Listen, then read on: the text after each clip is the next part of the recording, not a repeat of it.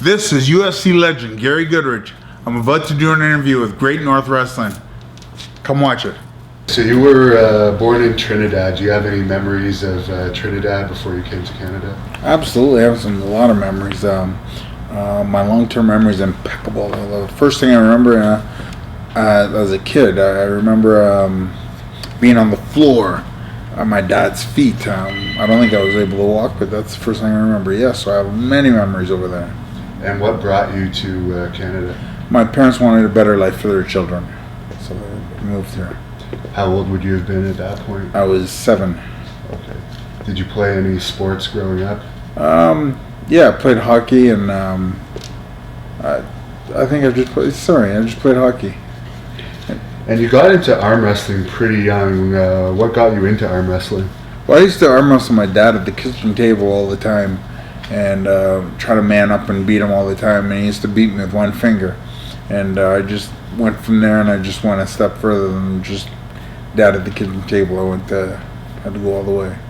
And when you were arm wrestling, what kind of weight training did you do to train for that sport? Oh man, that was hard. Arm wrestling is harder than it thinks, harder than it looks like. A lot of one arm trying hard to do one arm chin up. I eventually didn't. Chin ups with weighted weights, so hold on and hang on.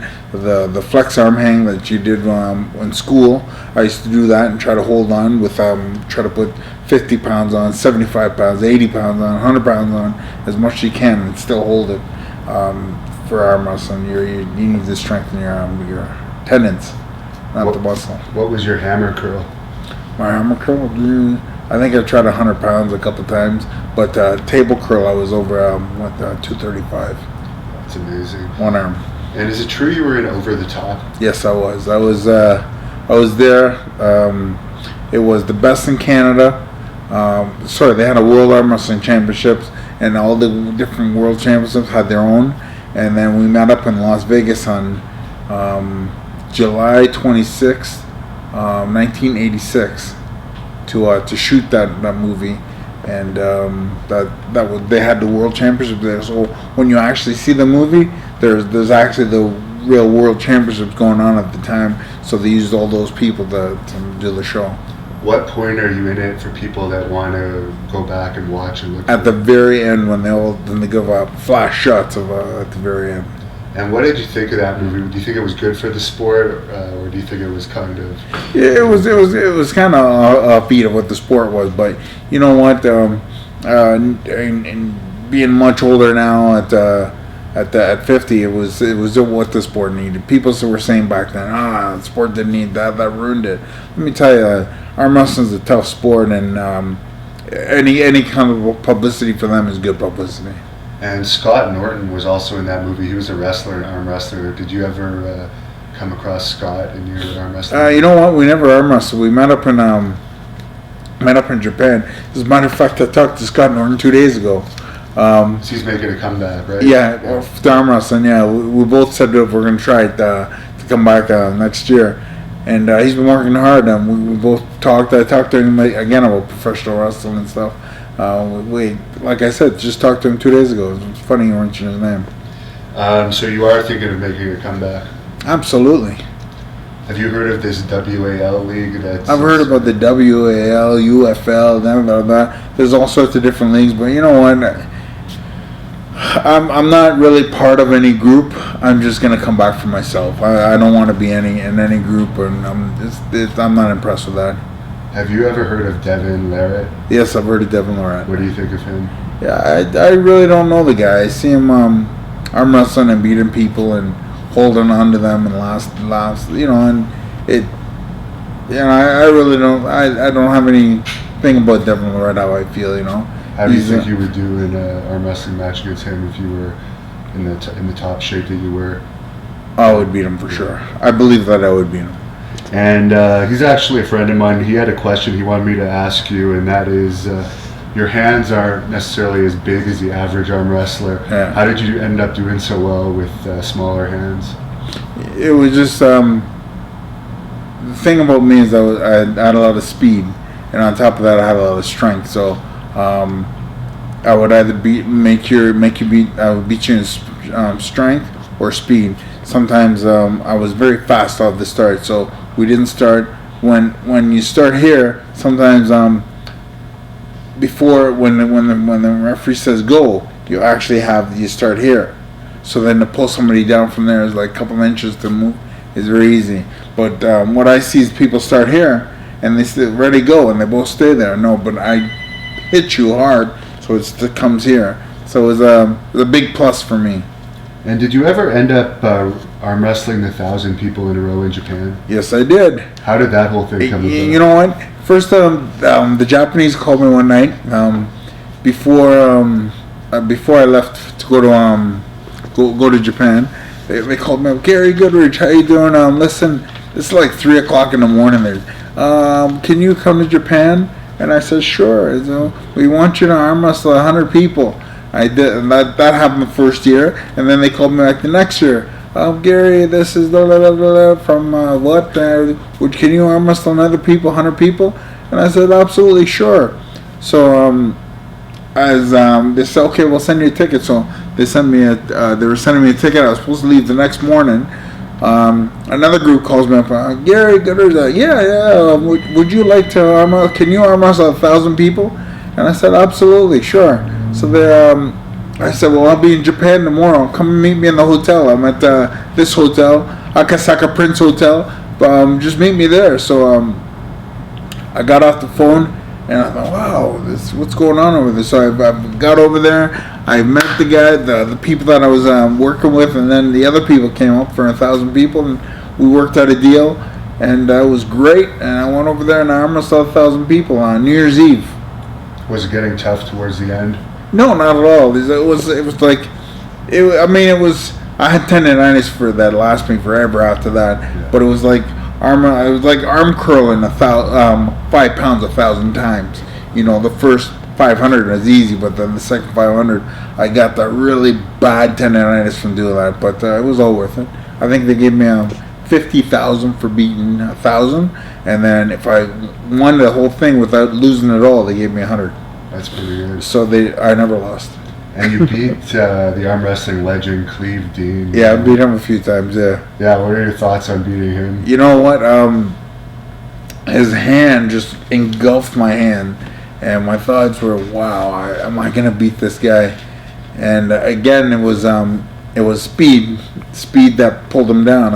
I jumped him to the start, ready to go to the start, and from there he just panicked and his wrist gave, and his wrist gave, and then I got the win. That's the last time we arm wrestled. But before that, it was I saw John Brzezinski beat him. Then I thought, if John could beat him, I can beat him, because I was beating John. And what year was it that you won the world championship? Oh man, I won into several in arm wrestling, several world championships. Is there much money in that sport? No. Well, you know what? From when I was there was not enough. The most money I ever made was arm wrestling 1,000 people, but there was no money in it. That's why I went over to fight him. I was the top arm wrestler in Canada, in the world. I won 11 world titles, and there was no money. So then UFC came up, and I thought to myself, they're paying me $50,000 to go beat up somebody. I'm going. Right. You know, so that's where I went. I didn't win $50,000, mind you. I won $10,000 for coming second, but it was still $10,000 more than what arm wrestling paid me for all them years. Is it true that you actually got the job in UFC because of your arm wrestling? Absolutely.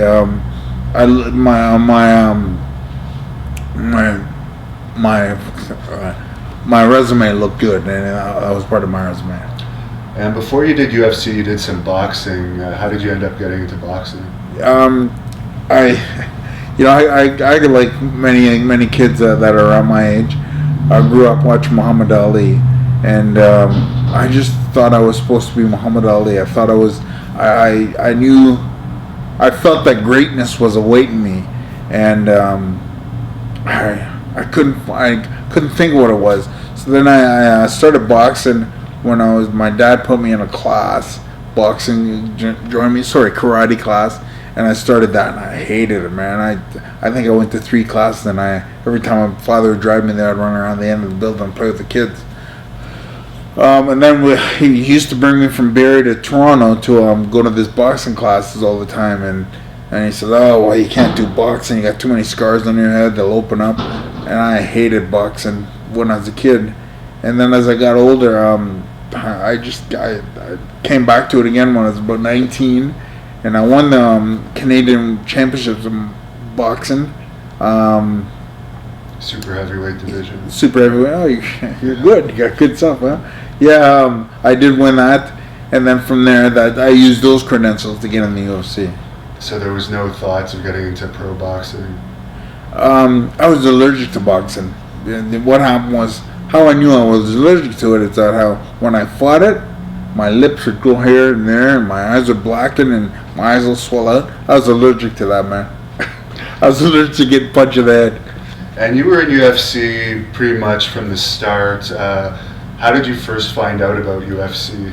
You know, a few friends of mine were watching the UFC, and they called me. We're at work at Honda Canada Manufacturing. We're at work, and they said, "Well, you gotta come over and watch the UFC 3 tape or the UFC 2 tapes, 1 or 2. You gotta come over and see it. They got this guy that died, and he breaks their arm, and he puts him in this and does this, and they're just going crazy about it." So yeah, I said, "I'll come over and watch it." So a bunch of us go over and settle down and go over to this guy's house on a VHS way back then. That's how long ago it was. We put it on a VHS, and we put it in it, and then we're watching this thing. I'm like, whoa, whoa, whoa. I'm like, oh, Jesus, I don't want to do that. And my mind was saying that. But of course, I'm the biggest in the room, like you are. I'm the biggest in the room, and everybody's telling me to do it. But it was only bravado that pushed me to do it. I had wanted nothing to do with that. At that point, there was no rules, right? No weight classes. No, there was no. Yeah, I mean, I was 260 at the time, but I wanted nothing to do with that. But so then, by the time the end of the show, the VHS show, by the time it's almost done, they're all doing UFC shirts, and you want to see this and the fight card, and send away, and you can get it. So they get on the phone. So they get on the phone and get the numbers. Oh yeah, the UFC.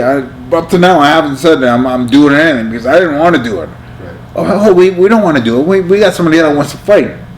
So they got this number, this number, they got this number, send them that number, and yeah, I think they called about 4 different people that night, and finally they got a hold of Art Davies. It's the guy that I call my dad today. He got me into the UFC. He just saw. The funny thing is, 3 days before I talked to Art Davies on the phone for the very first time, he saw my match with Cleve Dean, and he said, "Yeah, I was watching World of Sports." He said, "First time." I said, "This is Gary Goodridge." He said, "This is Gary Goodridge?" He said, "I just saw you beat that behemoth Cleve Dean like 3 days ago." So he said, "You spoke well. UFC has a place for you," and that's how I got into the UFC. Just because I spoke well and he saw me. Art Davies is the guy who invented the UFC. He came up with it. He is the original mindset for UFC. So were you still hesitant when you got the call? Oh, absolutely. When I finally got okay, you're fighting in UFC 8. You're going to San Juan, Puerto Rico, and that was like 3 weeks before I was going. They had like I had a month to prepare for that. I'm like, oh, I was like scared. I had like shaking. Like, what's going on? Like I hadn't trained to this point. I knew nothing about this. There was no MMA training center. No. So did you have your flight paid? What was the financial deal going into that UFC 8? Oh, they paid absolutely everything. They paid myself, and I think 2 other people to come with me. But we had a whole entourage come down there. What was the environment like backstage? Because UFC was still pretty new, a lot of first-time fighters. Oh, it was electrifying. I mean, I think they got kicked out of showing doing it in Detroit, so they had to do it down there. And you didn't know if the show was going on because things are shutting off. And this is going back to UFC 8, 9, UFC 10. Then I went to Ultimate 96. Then UFC 19 was my last UFC. So when you're behind the stage. When you're behind and all this stuff is going on, you're just thinking, wow, is this show going to happen? Is because we were kicked out of so many different places. So what was the deal financially? Because it was a tournament format for that, right? Yeah. You got paid more according to how many fights you won, and you got a certain amount just to show up. Yeah. No, what it was, yes, you're absolutely right. The winner got $5,000. Don Frye won, so he got, $50,000. The winner won $50,000. I came second, so I won $10,000. And I think after that it was $2,000, and then everybody got $1,000 to show up. So you had to fight no rules, bare knuckles 3 times to earn $10,000. Exactly. I did win a no rules tournament. I never won a UFC. I won matches in the UFC, but I never won the UFC. The UFC the bare knuckles one that I won. Do you have that there? Yeah, it was in Brazil, right? The IVC, yes. Yeah. I became the IVC champion. Still today is the IVC champion. Wow. And your first UFC fight is probably your most famous because of how you finished the guy off. Yeah. Was that just random, or were you planning? No. What happened was when I was when we were in San Juan, Puerto Rico. If people remember way back when, you're probably too young, but when we remember way back then, UFC would have a bunch of people come out as you're fighting and say, "Well, we did this, that's what I'm gonna do to you." Every single person had a little skit to do, whatever you want to do to introduce yourself to the crowd and what you might do or gonna do. So we used to see this Paul Herrera doing the same thing over and over. My group realized who I'm fighting first, and we zeroed in on Paul Herrera. Watch how he walked, how he talked, what he's doing. If he was training, we wanted to go see his training, and I just sent people out to go see him because I wanted to know everything about this person I possibly could. Well, we used to see him down on the beach, and his spiel to the camera was, I'm Paul Herrera, and he runs in and does a fireman carry. Yeah. And I said, well, that's what he's going to do. He's going to do that fireman carry. So then we stayed up the whole night before that, trying to combat, do something against the fireman carry, and that's what we came up with. Clinching the legs, the arms falling back, and actually it was supposed to be bending his wrist for a submission, but I just went for the elbows. And what was your thoughts on the reaction to that? Because it replayed so many times over the years. Well, yeah, I really didn't know how good it was. I had no idea it was as smooth as it looked. I really didn't. I just was just afraid of this 189-pound guy beating me. As I said, I was 260, so I was just afraid of having this 189-pound soaking wet. And he probably lied about his weight. He probably less than that. And I was afraid of him beating me. Because there were no weigh-ins, right? There was no way. No, you didn't weigh in. You just came in and fought.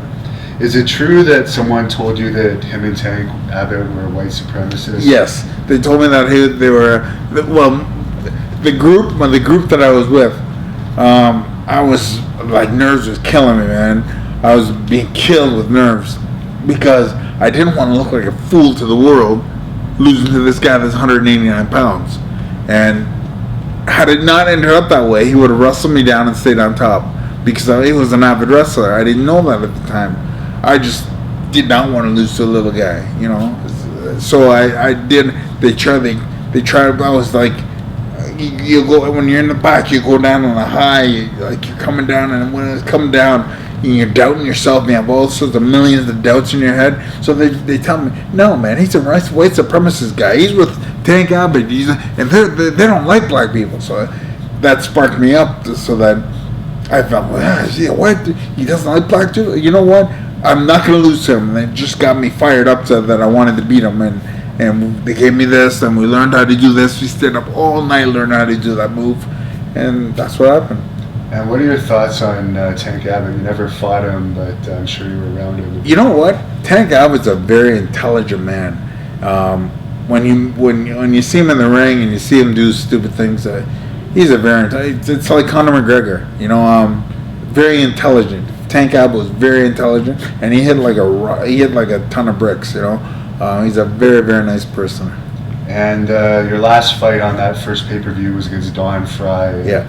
What are your memories of that fight and your continuous matches with him? Because I think you had 3 altogether. Yeah. The first match, I fought Don Frye. Like my first night after Paul Herrera, I went to Jerry Bolander, and Jerry Bolander was from the Lions Den. He was able to get me tired I didn't even know you had enough cardio for this damn thing. I thought it was just you go out there and fight. I had no idea whatsoever you need cardio. So I fought Jerry Bolander, and the match lasted 5 minutes. By the time I got back, my corner had to pick me up and drag me out to the back, and I'm like sucking wind in this black gi, you know. So they took off the gi so I can breathe, and they're fanning me and doing all this and to get me some air. And then I got so what do you have? And look on the thing. Then they heard Don Frye just knocked out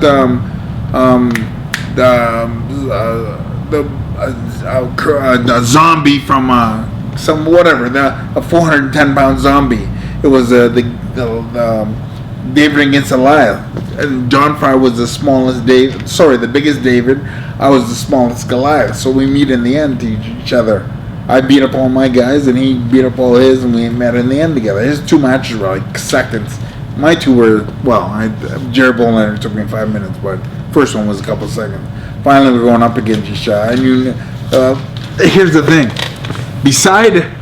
in the back of in the hall, it was like in a hockey arena. And beside this arena, everybody is set out long. Don Frye. So there's no individual dressing rooms. No, there's no one. There's one, but the thing is that it's the only thing that separates the dressing room is a sheet. You know, so you can hear everything that's going on. Don Frye's right beside my corner. So when I came back in the room, everybody dragged me back. Came back to my room. I can't fight. I can't fight. Then people understood that he's back beside me.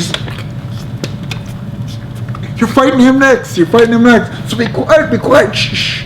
I'm like, oh man, guys, I can't. I'm telling you, man, I can't fight. I can't. Shh.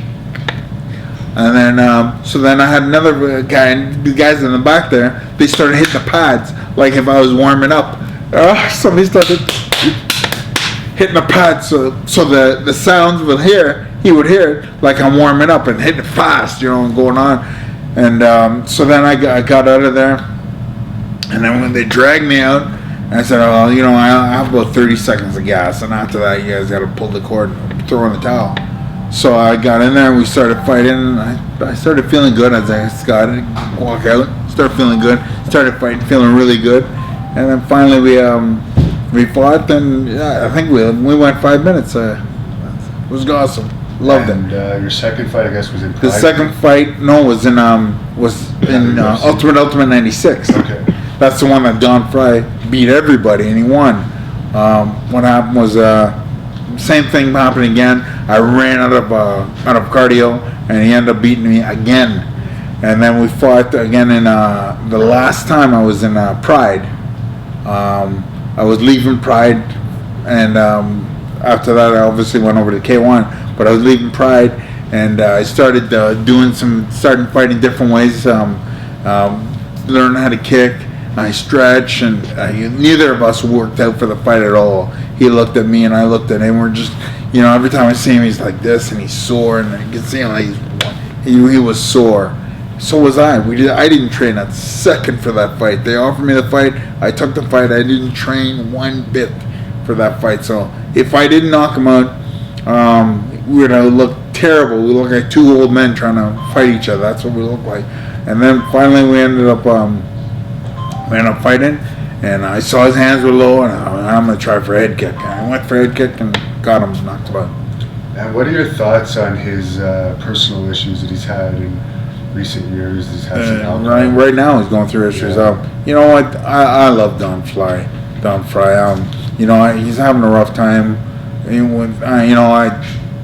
went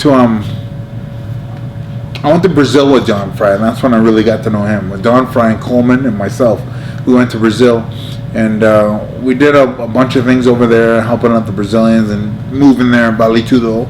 And I really got to know Don Frye there, and then we fought in Pride, and we fought all around. And, you know, so we're always very close. We started the very same day, and then he went off to professional wrestling. But we always had a good camaraderie. I have his phone number. I can call him right now. He's a good man, but he's bullheaded. He's just if he has something in his mind, that's in his mind. And him and his wife were going through problems. I won't tell you what the problems are, but they were going through problems and started separating, going their own way. And it's bothering him, it's bothering her. And they called and kind of put me in the middle. And I wish him the best. He's got a rough time. He's having a rough time. He's had a rough life. He's had a rough go of life because he's been beaten up and beaten down. Like I said, professional wrestling. He's got a wrecked up back. He's got this. He's got that. He's trying to come out of a hole. And your second UFC was UFC 9 in Detroit. Yes. Against an Olympic champion wrestler, yes. Mark Schultz. Yeah. That wasn't your original opponent. No, it was David Beneteau. They were going to call it the Canada's Championship, and it was against David Beneteau. Thank God he broke his hand because he would have mopped up the floor with me. He would have beaten me bad. Schultz was great, and I still talked to Schultz last week. Very good man. He's having a problem, but we're gonna take a lot of the we're gonna take all the old fighters that fought in the UFC, and we're opening up a bodyguard service with all the old fighters from the UFC to bodyguard. So we're gonna bodyguard people. So you were actually relieved when you were told you were fighting the Olympic champion? Oh no, I looked at him and he was smaller. I knew Dave Beneteau was my size. Yeah. And I looked at Mark and I was like, wow, yeah, I was relieved because he was smaller, but man, the guy was like a fire plug, man. And I noticed for that fight you had a big entourage with you. Were those just your buddies, or did you actually have to pay those guys? No, they were just my buddies. They were just my buddies. Everybody wanted, oh, you're on the UFC. Everybody's coming with you, wants to come and wants to be there. And it was so close to home that even more people want to come. And they did a CBC story on you for that one. Did you ever see the final? Never did. Never did. And I guess you fought after that Mark Coleman in the UFC? Yeah. What are your memories of fighting with him? Mark Coleman was tough, man. He was, every time I started winning something, he took it away from me. I think he was like a lion playing with its cub, He lets you give it a little bit and then grab it, snatch it back. Give it a little bit more, and he just controlled me like I had to do whatever he wanted to do. And there were some headbutts used in that match. Absolutely. Do you think it's good that headbutts are out, or did you prefer it when it was more no holds barred? You know what? I'm glad that the headbutts are out because he was trying to headbutt me at the time and open up my mouth to threaten him that how he's going to headbutt me in the teeth and they're going to cut his head. So he was headbutting. I opened up my mouth and I angled it so that how if he headbutt, he's going to headbutt my teeth and it could cut him. That's exactly what he was thinking. So he stopped headbutting. What are your thoughts on Dan Severn? He had such a long career, and you were around in the UFC at the same time as him. Dan Severn's a little earlier than me. He's from probably UFC 2 or something like that. But Dan Severn's a good man. He's a worker. He works. He's a worker. He's professional wrestling. He's just a worker. He's busy. He writes down everything on a piece you want. When he's at a fight, he's going and he hasn't even fought yet. He's working on the next fight next week. He's working on it right now. Even in the change room, he's going over it. What's happening? And did you have much contact with Ken Shamrock over the years? Absolutely. Ken Shamrock, great guy, just hot tempered. There's out of the whole fighting thing, I met two people that were just super hot headed, and two of them, Vanderlei Silva and Ken Shamrock. Man, this guy's fly. Oh, sorry, and Kevin Randleman, fly off the handle quick like that. And Severn has said numerous times that he believes Shamrock was on steroids in those early UFC years. Was there any testing in those early years? You know what? I don't think there was, but you know what? If you're gonna beat somebody, you're gonna beat them. You're gonna lose them, you're gonna lose them. What steroids are gonna make me get a little stronger? The steroids go against your cardio. So you know what? Somebody's calling you. Steroids help you a little bit, but who knows? Who knows? And I know you weren't in UFC at all when Kimbo was there, but what are your thoughts on Kimbo Slice and his recent death? Yeah, I'm sorry that he died. I don't. I can't tell you how I really feel because he's passed away now, but I feel sorry that he's died and left his family, and I know he's got some children, and they're missing their dad, but yeah, it's a bad. When anyone's life gets taken away or cut short than what it should be, it's terrible. All I can do is pray for his family. Have you seen his son fight? Because his son, Baby Slice, has started to do MMA now. Is that his name, Baby Slice? Apparently, yeah. I've never even heard of him. I wish him the best. He did have one knockout. That's the only fight I've seen of him. Yeah. It was fairly impressive. But I guess it remains to be seen how he'll do. Yeah. And you brought up Vale, Tudo. How did you end up going to Brazil for those fights? And what's the difference between Vale, Tudo and MMA in the States, rules-wise? You know what? Yeah, Vale Tudo, they called me over, and I was at home. And Mario Yamazaki and Fernando Yamazaki called me up. Hey, Gary, Brazil, you want to come? Okay, yeah, let's go. So I was on my way. Next day, I was on my way to Brazil to go and participate in the Vale Tudo competition. And I the fight, the thing. Somebody said, "Oh, sorry, Gary, do you want to fight in Vale Tudo in Brazil?" Brazil. I said, "Sure, absolutely. What do you do?" He said, "Well, there's no rules." He says, "I said, there's no rules."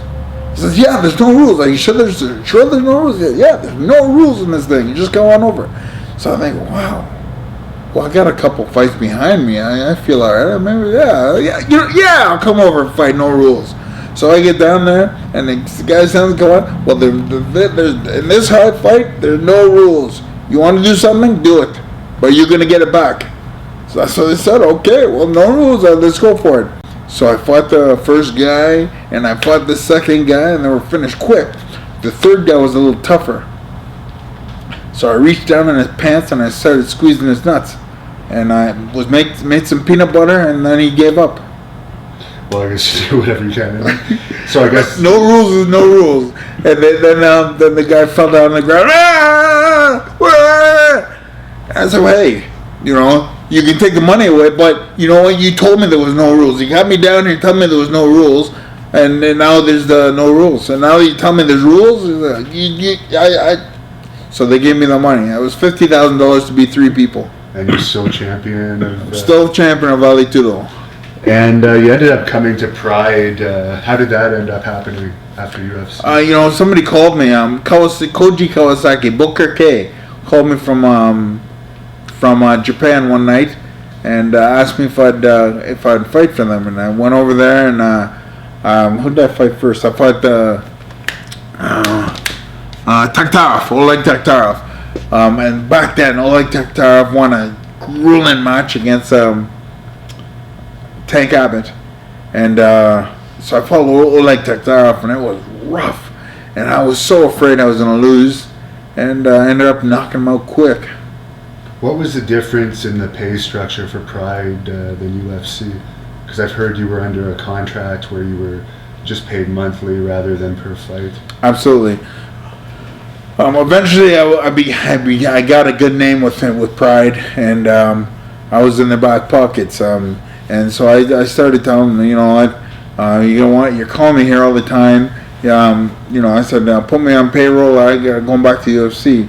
So I said I want X number of dollars a month, every month, and then when I fight, I want this much. So they had to pay. I said because they're fighting you now, and you're not fighting for 3 months, and and if somebody gives you $100,000 today and you're not working, how long is that going to last?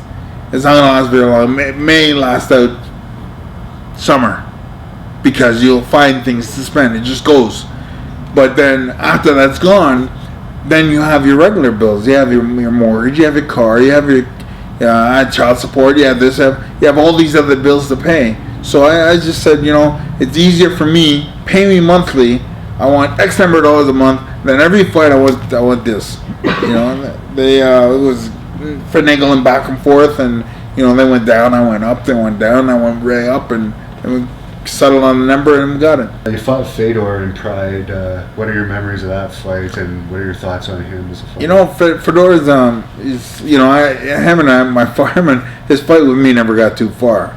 You know, very good fighter, very nice man. He can't speak that much English, so we didn't talk that much. But what he did, or how I see Fedor as a fighter, you know, he stays back. You know, as a boxer, you go out there, because I come from boxing round. You go out there, you throw a jab, see how the person reacts. Throw another jab, see how they react. That's how I fought, and that's how I fought every fight. Well, Fedor stayed back, and then he went from 0 to 100. You know, it was not, you know, as a boxer, you know, give me 10, and then I get into it. He just comes from 0 to 100, boom, boom, boom, boom, throwing hard shots. And one of them clipped me and knocked me out, but I was still standing up, and then he put me away. And what was your favorite memory of fighting for Pride? Probably the knockout with Don Frye at the end of it. You know, I really enjoyed that. After and the other 2 matches, I guess. Yeah, and I also did some professional wrestling for Pride that I really liked too. Really liked it. Was it at the time of Pride for a different company? Was it for Antonio? For New Japan Pro Wrestling, yes. Is there any reason you didn't pursue the pro wrestling? Because a lot of fighters did. You know what? I sitting back now, you know, I'm sorry that I didn't, because my career would have lasted much longer. But I'm hoping, you know, talking to Goldberg last month, or when he was here 3 weeks ago, you know, I think that I'm gonna end up going that way towards professional wrestling, because you know, whatever injuries you have, it's okay, because you can work around it. And how do you know Goldberg? Goldberg and I became good friends, and he was the commentator for Pride, and then from there, me, Goldberg, Don Frye, there was a bunch of people that went on a trip in California for kids. You know, have the kids come with us, and we take them out, and you know, it was mentor all these underprivileged kids, and the kids that you know, I'm sure some of them are dead today. You know, so we were just giving make a wish with an athlete. That's something out in California. So he used to fly us out there, and Goldberg came, and we became really good friends out in California. And then from there, we just kept it up. We just, you know, and we both have, you know, he came from football background. I came from MMA background. We both suffer from the same things in our heads. So it was easiest for us to talk to each other and get to know each other. And there was always rumors that Goldberg had a bit of an MMA background, but never actually fought. How do you think he would have done if he had fought MMA? You know what? He didn't fight MMA back then. But he couldn't have. But his persona on wrestling stage was the MMA background. You know, he fought with the Chuck Norris wrist wraps, and you know, he's training now. He's been doing jiu-jitsu now for about 3 years. He's been doing jiu-jitsu for a while, so now he knows how to fight. Back then he was. I don't think he was. He was just he would have been just a big brawler. And what did you think of his match against Brock Lesnar? I loved it. I was he got me. I was like 3 seats from the ring. I loved it. He invited me down and gave me a few tickets. I loved it. And did you get a chance to talk to Brock Lesnar at all while you were there? As a matter of fact, no. I did not talk to Brock. I didn't even see him. What's your opinion of him as an MMA fighter? You know, Brock Lesnar was good. You know, he was a world champion at one time, but he was Brock Lesnar is they're just a wrestler. He's a strong, heavy-duty wrestler, and once you can find somebody that can brawl and sprawl, which St. Carlin could, brawl and sprawl, and he had enough wrestling in him to nullify what Brock Lesnar was doing, stand up, and then he could hit on top of it. You know, if Brock Lesnar was to get you down and ground and pound you out, get you down. Because he's such a big, strong man. Even at 265, I think he had to cut from 285. Yeah. You know, so get you down, physically put you down, and just grind you out, elbow you to death. That was his style of fighting. So once he couldn't get you down, he couldn't do anything. That's why he would, if you hit him, he'd kind of shy away from that because he doesn't want that. And his last opponent in UFC was Mark Hunt, who you actually fought in K1. Yeah. What did you think of that fight? Mark Hunt, again, his wrestler against a striker. And what's going to happen? Mark Hunt had to be really good at the brawling and sprawling. And Mark Hunt, if he hits you, you're going to sleep. But it's the exact same. Wrestler against a striker. Ken Shamrock against Hoist Gracie. It was the same thing. Ken Shamrock's going to knock him out. Hoist Gracie's going to submit him. It's the same thing. So you think it was a safe fight for Brock Lesnar to take? And it was a scary fight because he could get hit. But if he played it right, which he did, he's going to get him down. Once he gets him down, he can grind him out. And he ended up failing the drug test after that, and now I guess he's suspended for 2 years. Do you think he's going to come back and fight again after his suspension is lifted? The thing about it is that Mark Hunt said that how the UFC knew he was on steroids before the match. And, there's a big question about that. If somebody's saying that doesn't necessarily mean it's true. I know Mark Hunt. Personally, I love the guy. I love Mark Hunt. I really, really like this guy. And I was supporting every way he could, but to say that how a corporation knew that how this person was on steroids, that's a pretty tough accusation. I just feel sorry for the whole thing, because now he's lost his job at the UFC. He has to go to Bellator to make some money or sit home, And for Lesnar, do you think when his suspension is lifted, the UFC will give him another match if he wants it? I don't even know how old he is. Maybe 38. He's 38. So yeah, I think he would. He's 38. I didn't know he was that young. He's just a kid. Was CM Punk recently joined UFC. What did you think of that whole kind of bizarre situation where they signed him without having any experience, and then? You know what? They were just I think UFC was just playing around with wrestlers because wrestling has a big following. I didn't even know that till Brock brought me up to this one here. I had no idea they had so many fans. I was impressed. So I think UFC was playing with it a little bit. Give them but I think they're probably going to stop now because CM Punk sucked ass. What happens when you fight? It's quite different from wrestling, professional wrestling. What happens when you fight? Sometimes, what I just said at the beginning, you sometimes you go out there and your brain just blanks, and that's what you really. It's a place that you never want to go. But you're always afraid. Well, I was always afraid of going out there and you just go blank. And I'm sure that he trained for 2 years and he went blank. He just lost everything. I think that the hip and the hype got a hold of him. But many people say, well, he was a professional athlete. He should have never got it. But it's still fighting for your life and fighting for just showing a game, just playing. It's two different things. Fighting and dancing are two different things, So when you go out there and you actually fight somebody, I could see how his head had to go blank. So yeah, I think he learned a lot, but he didn't have time to play. He needed to go out there and go easy into it, rather than. That's what happened to him. He needed to go out there and give a jab and relax and then fight.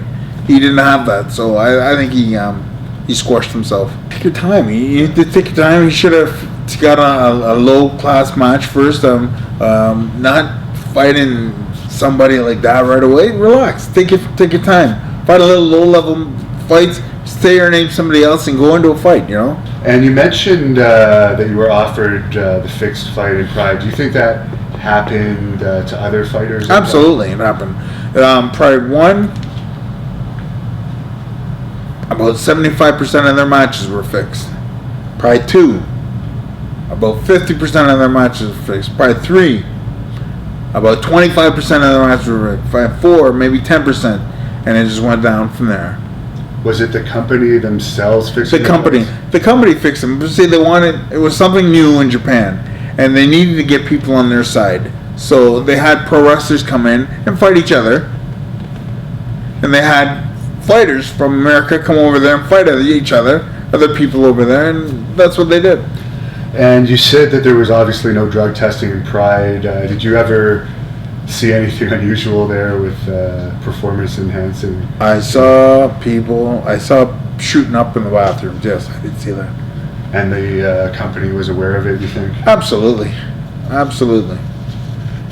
And is there any particular reason why during that time, like you didn't go into pro wrestling? You just didn't want to go into pro wrestling? It was something else I didn't. It was something I didn't know, and I was too busy with fighting at the time. You ended up making your debut in Heroes against another pro wrestler, Sylvester Turkai. Yeah. And you beat him. He had a pretty impressive amateur wrestling background, but you beat him pretty easily. The thing is, Heroes, Pride, they were the exact same thing. The same owners, they just changed the name. So Heroes, Pride. The only thing that was different is Pride and Heroes, and then K1. That was the difference.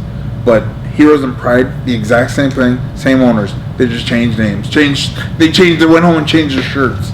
Well, that was the difference. Now, K1, fighting Turkey, man, I was so afraid. I was so afraid this guy was gonna wrap me up, take me down, and beat the shit out of me. Pardon the French. We can use that French word here. I thought he was gonna take me down and beat the crap out of me, and I was really looking for that. And then we started getting out there. Referee says go, and we're walking around looking at each other. We're walking around. I give him a little jab, see what's happening. He ducks out of there, starts fighting back. He throws a kick, give him a little jab again, and he's not shooting. I'm like, holy shit, he's not shooting. But I'm still afraid that he's gonna shoot and take me down into his way he wants to fight. But he didn't. I ended up clipping his chin, and his legs went wobbly, and I ran after him and knocked him out really quick because I wanted that fight to be done yesterday. Yeah. And that's what happened. But the thing is that he's such an amazing wrestler. If that fight had to happen however he wanted to happen. If he wanted to stand up, so we stood up. He wanted to go to the ground, we would have went to the ground. But the thing is, he fought where he wanted to fight. He fought a match before mine, and he realized, hey, I got some hands, I can hit, because he knocked the opponent out. Did you know that?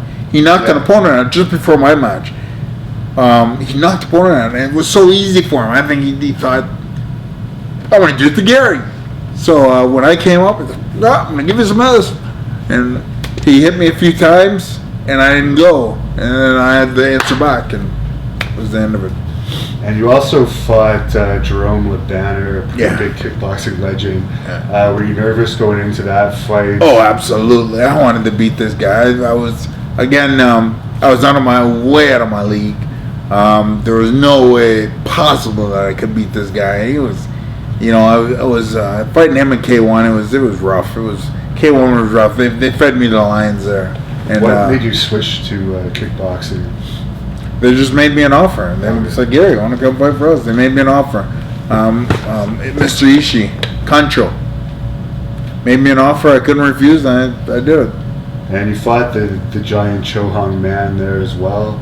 Hung Man Choi, 7'3", yeah. Yeah, what was that like? Because he had a reputation for destroying people too. Oh, I was, fighting somebody 7'3", 390 pounds, or 420, 390, 420. It was difficult. It was a difficult thing to do. I had a rough time fighting this man. I didn't even know how to fight this guy. And would he have been one of the most powerful guys you ever fought? Not powerful. I fought a Russian guy.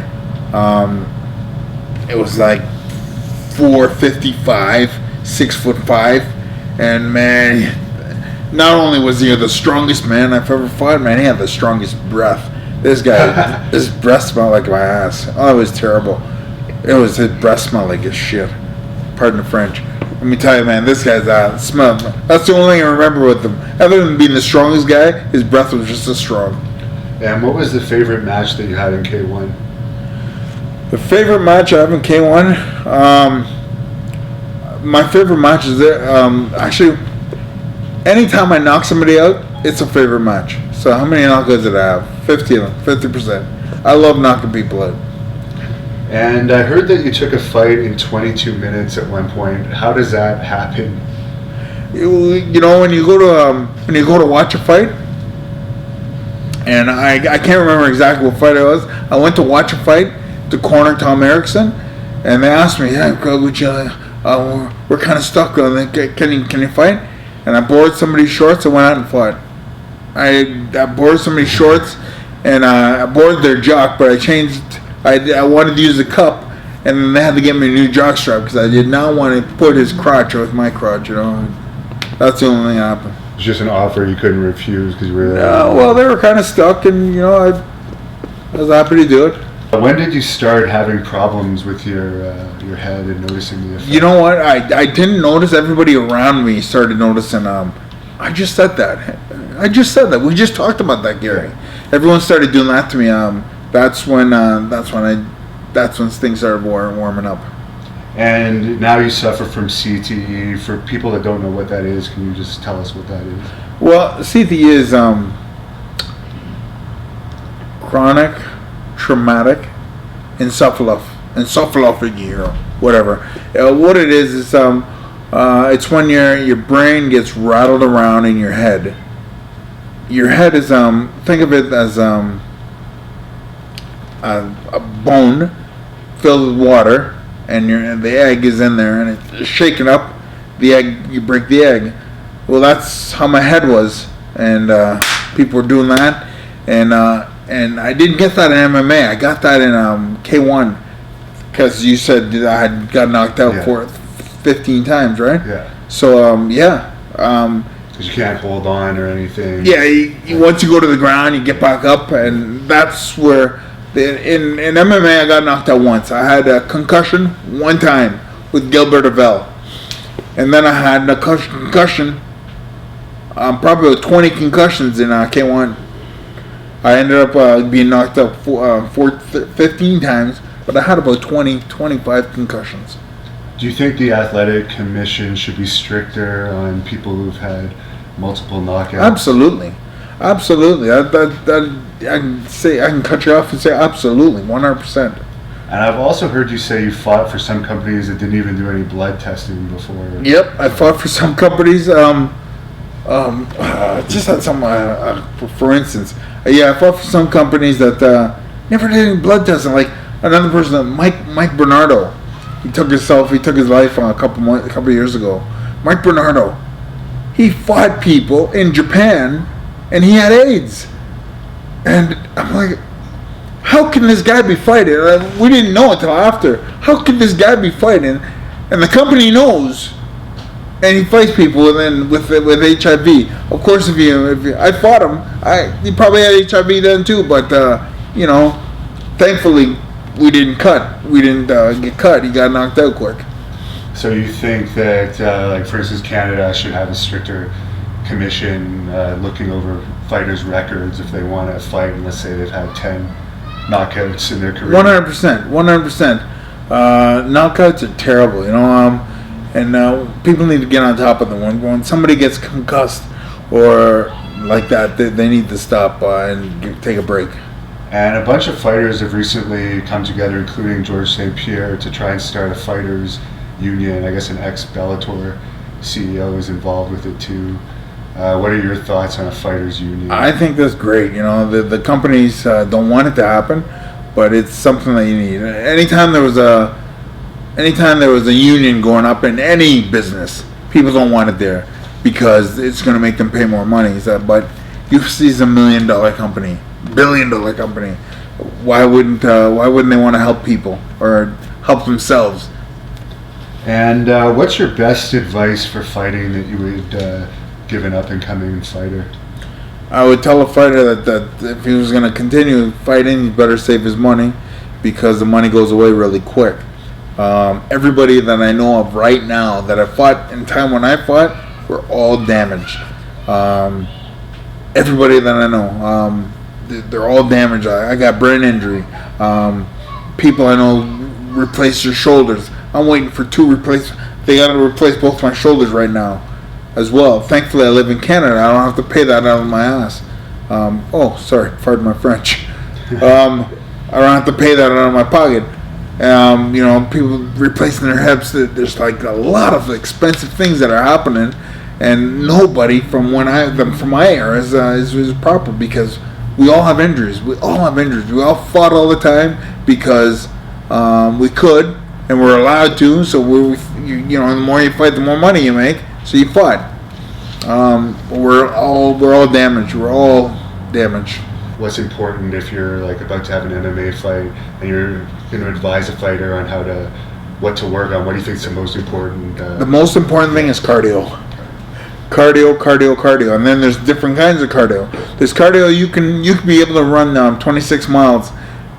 26, you can be able to run a marathon, but you lose the MMA fight in cardio. There's different cardios, and you have to have them all. There's cardio in the ring for there's cardio for running, the running cardio that I'm talking about, and then there's cardio for wrestling cardio. There's a different cardio. A lot of people don't know this. And I just finished running 10 miles. I got great cardio. No, there's different cardios. There's muscular endurance, and then there's just endurance. And how do you think UFC's businesses right now? They've just laid off a bunch of employees. They're not coming to Toronto as often or Montreal as often. Do you think it's still climbing up, or has it already reached its peak in success? I don't know. I think it's still climbing up. People love it. I love it. I never miss one. I never miss the UFC. I miss Bellators because I don't know why. I just miss Bellators. I never miss the UFC. What do you think of them releasing Chuck Liddell recently? I guess he was under some type of contract. Chuck Liddell? Yeah. I guess he wasn't under a fighting contract, but he had some kind of appearance contract with the company. I have no idea. I thought Chuck Liddell, I thought he was too old or something. I don't know. And is there anything you would have done differently in your career? Yeah, I would have listened to my corner when I've thought I had too much. And I've seen a video of your daughter on YouTube doing a speech about you. Yeah. How many kids do you have? I have two daughters. One 14, one 16. And are you married now or anything? No, not married. Would you train them at all for fighting, or is that something? I do. I train them right now. I trained the youngest one. I train her for fighting. The oldest one, she wants to play basketball. Are you still involved in MMA at all, training people? Yeah, I train people. I train at actually, we just changed our name up in Barrie, the Canada Top Team. The Canadian Top Team. I train up in Barrie. You should be hearing about it. Anybody that wants to train, that wants to move their fighting level up to the next level, or prepare for a fight, that's what we do up there. We're heavy striking. There's the wrestling as well. We're heavy striking as well. And people that want to contact you or follow you on social media, where would they go to find you? I have Twitter at Gary Goodridge. Yes, sorry, Gary H. Goodridge. And you have Facebook too, I guess. Absolutely, but my Facebook, I have 5 Facebooks and they're all full. So Twitter is the easiest way to get a hold of me. And how do you want people to remember you as a fighter? Exactly what it was. I was a fighter. I fought anybody. I never feared no one, fought everyone. And finally, is there any message that you want to give to your fans that are going to watch this video? I want to say to my fans, thank you very much for following me all the years, giving me support and love, and I love what I did. I love what I do even now. I love it. Well, thanks a lot for doing this with us, and we hope to see you in professional wrestling in the future. The pleasure was all yours.